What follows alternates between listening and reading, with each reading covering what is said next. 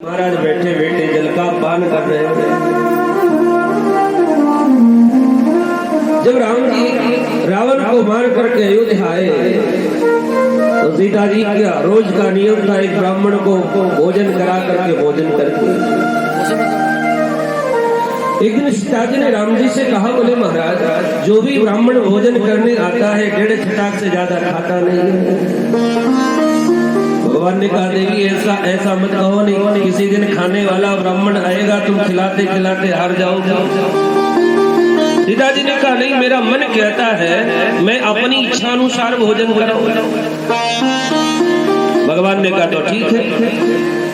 आज भगवान ने अगस्त जी का ध्यान किया और अगस्त जी अयोध्या आ गए। भगवान ने स्वागत किया, चरण धोले, पूजा करी।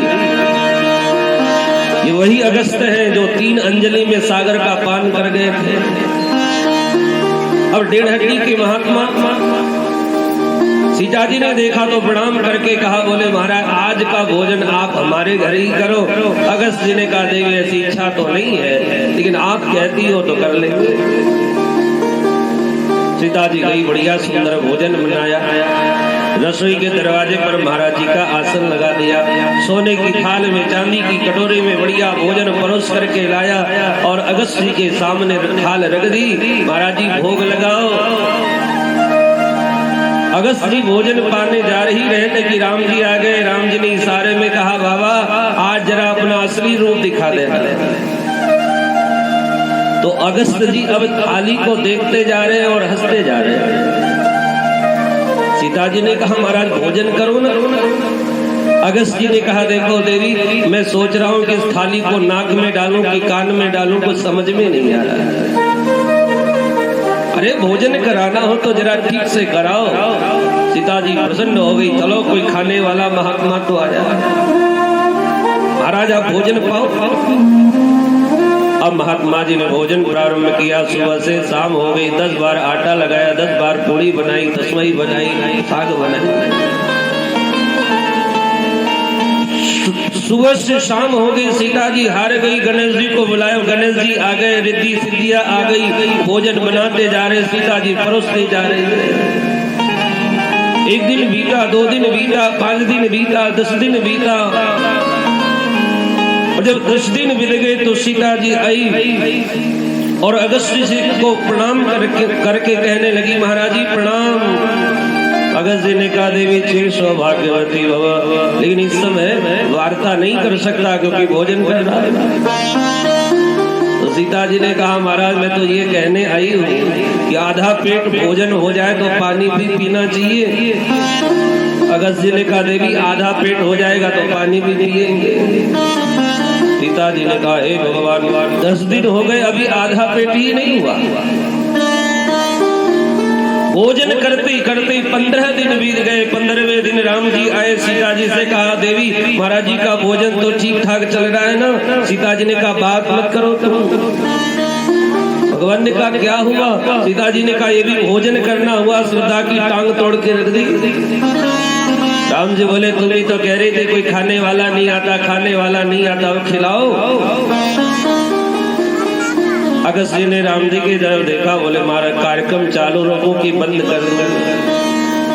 राम जी ने कहा, महाराज बंद करो। तो 15वें दिन अगस्त जी ने कहा, लाओ देवी आधा पेट हो गया, पानी पिलाओ। सीता जी ने कहा, पानी की व्यवस्था नहीं है क्योंकि महाराज 2-4 घड़े से तो काम चलेगा नहीं आपका। पानी भी पीते होंगे तो ढंग से पीते होंगे। अगस्त जी ने कहा, देवी पानी भी पीते तो ढंग से पीते हैं, 2-4 युग में तो 1-आध बार पीते। तो राम जी ने कहा, बोले महाराज इस समय तो जल की व्यवस्था नहीं है, लेकिन जब मैं कृष्णावतार लूंगा उस समय गिरिराज महाराज इंद्र बरसात करेगा और उस समय जितनी बरसात होगी आप सब जल का पान कर लेना। आज जब भगवान ने गिरिराज गोवर्धन उठाया, इंद्र ने बरसात करी, अगस्त जी का ध्यान किया, अगस्त जी आ गए। जितना बरसात हुई सारा जल अगस्त जी पी गए। श्री धूल उड़ रही है। इंद्र को पता चला, हो मुझसे बहुत बड़ी गलती हो गई, मैंने अपने आप को संसार का मालिक मान लिया। विष्णु तो साक्षात ब्रह्म है, भगवान है। तब इंद्र आया और इंद्र ने 10 श्लोक में भगवान की बड़ी सुंदर स्तुति करी। विशुद्ध सत्यम तव धाम शांतम तपोमयं धस्तरजस्तमस्वं मायामयोऽयं गुणसंप्रवाहो न विद्यते ते गृह्णानुबन्ध। हे प्रभु, आपका जो श्री विग्रह है वो विशुद्ध सत्व गुण से परिपूर्ण है। रजोगुण तमोगुण आपको स्पर्श भी नहीं कर सकता। आप माया के द्वारा कैसा भी रूप बना लेते हैं। प्रभु, आप कृपा के सागर हो। आज मैंने अनुभव किया। पिता गुरुस्तम जगतामधीशो दुरत्यय काल उपातदंड पिताय स्वेच्छा तनुभे समीहसे मानं विदुन्वन् जगदीश मानिना। इंद्र ने कहा, प्रभु आप सारे जगत के पिता हो, सारे जगत के गुरु हो, सारे संसार के मालिक आप हो, सारे जगत के पालक आप हो। मैंने अपने आप को संसार का मालिक मान लिया, संसार का पालक मान लिया। सरकार, मुझसे बहुत बड़ी भूल हो गई। और इंद्र ने भगवान के चरणों में 10 श्लोक में स्तुति करी और साष्टांग भगवान के चरणों में लेट गया। भगवान तो कृपा के सागर है, करुणा में प्रभु का स्वभाव है। इंद्र का अहंकार दूर हुआ, भगवान के चरणों में शरणापन्न हुआ। भगवान ने इंद्र को क्षमा कर दिया। जाओ इंद्र, तुमको क्षमा किया, आज के बाद जीवन में कभी अभिमान मत करना। भगवान के सामने किसी का अहंकार नहीं टिकता। भगवान ने ब्रह्मा का अभिमान दूर किया, इंद्र का अभिमान दूर किया। ब्रह्मा जी ने भगवान की 40 श्लोक में स्तुति करी, लेकिन ब्रह्मा जी को भगवान ने क्षमा नहीं किया। लेकिन इंद्र ने 10 श्लोक में स्तुति करी, भगवान ने उसको क्षमा कर दिया। क्यों? गलती तो दोनों ने की, एक को क्षमा कर दिया, एक को क्षमा नहीं किया। कारण क्या है? अगर हम देखें तो इंद्र की तुलना में ब्रह्मा का पद बहुत बड़ा है। ब्रह्मा के एक दिन में 14 इंद्र बदल जाते हैं। तो इंद्र की तुलना में हम देखें तो ब्रह्मा का पद बहुत बड़ा है। और कोई छोटा व्यक्ति गलती करे तो वो क्षमा का पात्र है, लेकिन बड़ा व्यक्ति जब गलती करता है, ऊंचे पद पर बैठा हुआ व्यक्ति जब गलती करता है, अपराध करता है, उसको अपराध का दंड मिलना ही चाहिए। दूसरी बात, ब्रह्मा ने गलती करी क्या? भगवान के बछड़े और ग्वाल बालों को उठा करके ब्रह्मलोक पहुंचा दिया। ब्रह्मा जी से भगवान के भक्तों को ब्रह्मा ने 1 वर्ष तक दूर रखा। इंद्र ने भी गलती करी, लेकिन इंद्र की गलती में जो दूर दूर ग्वाल बाल थे, भगवान के जो भक्त थे, 7 दिन 7 रात्रि तक भगवान के निकट रहे। और इसलिए भगवान ने इंद्र को क्षमा कर दिया, ब्रह्मा को क्षमा नहीं किया। क्योंकि ब्रह्मा की गलती में भगवान के भक्त भगवान से दूर हो गए और इंद्र की गलती में दूर रहने वाले भक्त भगवान के नजदीक हो गए। और भगवान को भक्त से कोई दूर कर दे, ये भगवान को मंजूर नहीं है, ये भगवान को पसंद नहीं। इसलिए भगवान ने ब्रह्मा को क्षमा कर दिया। ब्रह्मा को क्षमा नहीं किया, इंद्र को क्षमा कर दिया। इस प्रकार से बड़ा सुंदर चरित्र सुनाया। महाराज एकादशी का दिन आया और एकादशी के दिन नंद बाबा यमुना में स्नान करने गए। रात के 12 बज रहे थे, लेकिन उनको भ्रम हो गया कि भोर हो गई। यमुना में स्नान करने गए तो कुबेर के दूध पकड़ करके कुबेर लोग ले गए, वरुण लोग ले गए। वरुण के हमारे सैनिक आए और पकड़ के बाबा को ले गए। ब्रजवासी दौड़े दौड़े गए, लाला लाला, नंद बाबा तो यमुना में डूब गए। भगवान गए दौड़ते हुए, चोच मारा, डुबकी मारी यमुना जी में, सीधे वरुण लोग पहुंचे। वरुण जी ने देखा द्वार पर भगवान खड़े हैं, जाकर के खूब स्तुति पूजा करी भगवान की। आइए आइए सरकार, कैसे आना हुआ? भगवान ने कहा हमारी स्तुति पूजा हो रही है और हमारे पिताजी को पकड़ करके बांध के जेल खाने में डाल दिया। वरुण ने कहा महाराज हमें तो बता ही नहीं वो आपके पिताजी हैं। इन सेवकों से बहुत बड़ी भूल हो गई, खूब क्षमा याचना करी और वरुण लोक से नंद बाबा को लेकर के भगवान वापस वृंदावन आ गए। इस घटना के बाद ब्रजवासियों ने कन्हैया से कहा कन्हैया तू क्या सचमुच में भगवान है? कन्हैया बोले क्यों? ब्रजवासी बोले नहीं, तेरे जो लक्षण है, तेरे जो कार्य है वो बिल्कुल भगवान की तरह है। तू सच सच बता क्या तू भगवान है? कन्हैया बोले काय को भगवान के चक्कर में पड़े हो, ये बताओ तुम चाहते क्या? ब्रजवासियों ने कहा लाला अगर तू भगवान है तो बनो रे भगवान, लेकिन अगर तू भगवान है तो हमारा एक मनोरथ है, हमारी एक इच्छा है। क्या? बोले तेरा वैकुंठ कैसा है ये हम देखना चाहते हैं। भगवान ने कहा तो ठीक है चलो, और महाराज ब्रजवासी को लेकर के भगवान ब्रह्म कुंड के पास में आए। भगवान ने कहा वैकुंठ का दर्शन करना चाहते हो तो इसमें डुबकी लगाओ। जैसे ही ब्रजवासी ने डुबकी लगाई तो सीधे वैकुंठ पहुंचे। और वैकुंठ पहुंचे तो देखा भगवान शेष पर सो रहे हैं। हजारों चार भुजा हाथ धारण किए, हमारा शंख चक्र गदा पद्म लिए सब भगवान की स्तुति कर रहे हैं। ब्रजवासी बोले भैया ये तो बड़ा विचित्र वैकुंठ है, यहाँ सब चार हाथ वाले घूम रहे, कोई चार मुख वाले घूम रहे, कोई पांच मुख वाले घूम रहे। ब्रजवासियों ने देखा भगवान सो रहे थे शेषैया पर। जैसे ब्रजवासियों ने देखा अरे हमारा लाला शेषैया पर सो रहा है, दौड़े मिलने के लिए। तो द्वारपालों ने रोक दिया, खबरदार जो आगे बढ़े जो भी स्तुति पूजा करनी यही से करो। ब्रजवासी बोले भैया इससे अच्छा तो हमारा वृंदावन ही था। कन्हैया को जैसे चाहे वैसे पकड़ लेते थे, जैसे चाहे वैसे उसके साथ खेल लेते थे। वैकुंठ का दर्शन किया और महाराज भगवान का स्मरण किया। बोले लाला देख लिए तेरा वैकुंठ, अब वापस वृंदावन बुला ले। जैसी आंख बंद की वैसी ब्रह्म कुंड से बाहर आ गए। भगवान ने ब्रजवासियों से कहा बताओ कैसा लगा मेरा वैकुंठ? बोले लाला तेरे तो बड़े ठाठ है वैकुंठ। शेष गैया पर सो रहा है, लक्ष्मी जी चरण दबा रही है, बड़े बड़े चार चार हाथ वाले, चार चार मुख वाले, पांच पांच मुख वाले तेरी स्तुति पूजा कर रहे हैं।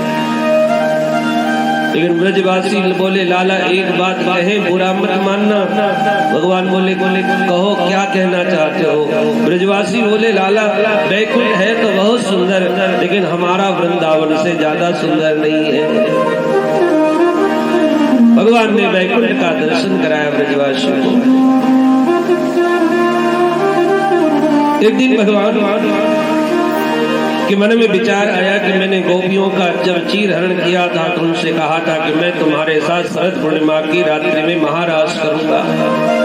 धीरे धीरे समय बीता, महाराज शरद पूर्णिमा की रात्रि आई और आज भगवान यमुना के किनारे खड़े हुए और शरद पूर्णिमा की रात्रि में भगवान ने आज गोपियों के साथ रास करने के लिए बड़ी सुंदर बांसुरी बजाई।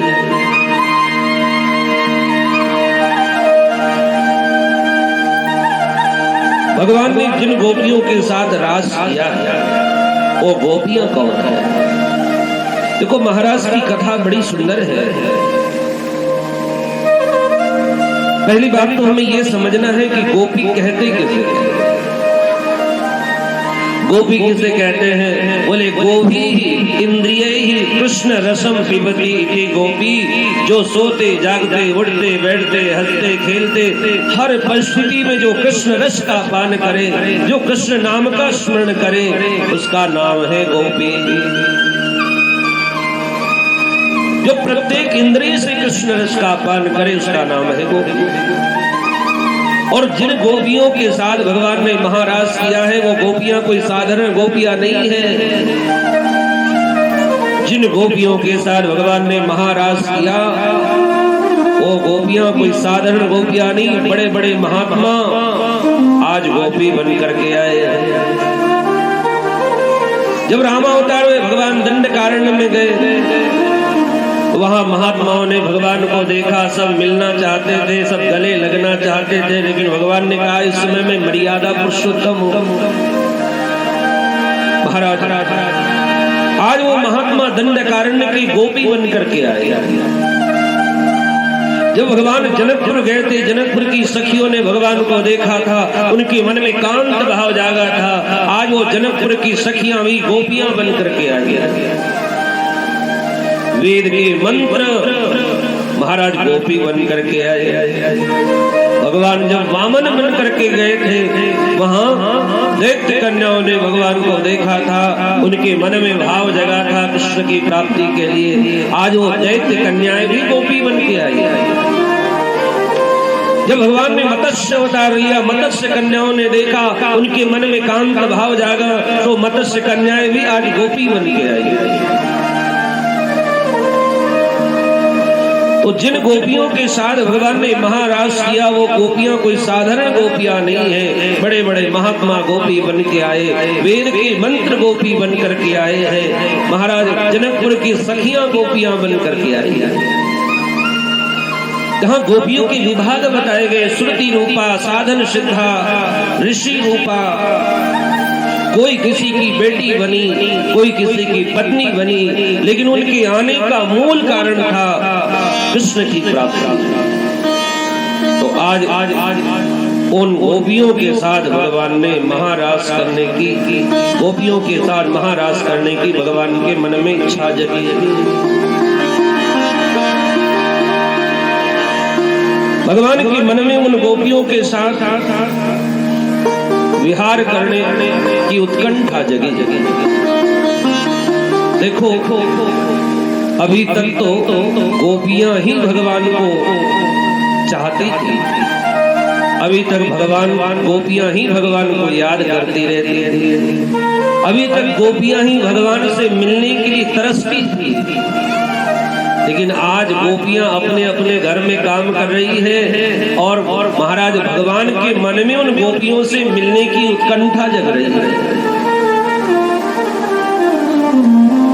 भक्त भगवान को याद करे वो भक्त है, लेकिन जिस दिन भगवान भक्त को याद करने लग जाए, फिर वो भक्त नहीं रहता, फिर वो प्रेमी हो जाता है।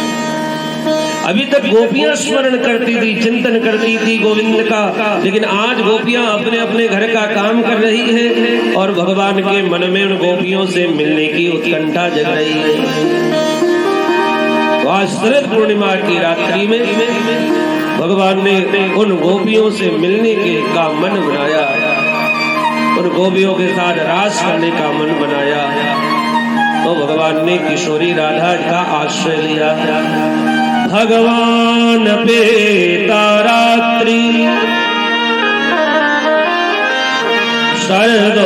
शरदोत्फुल्ल मल्लिका विक्षरन्तो मनश्चक्रे योग माया मुपाश्रिता।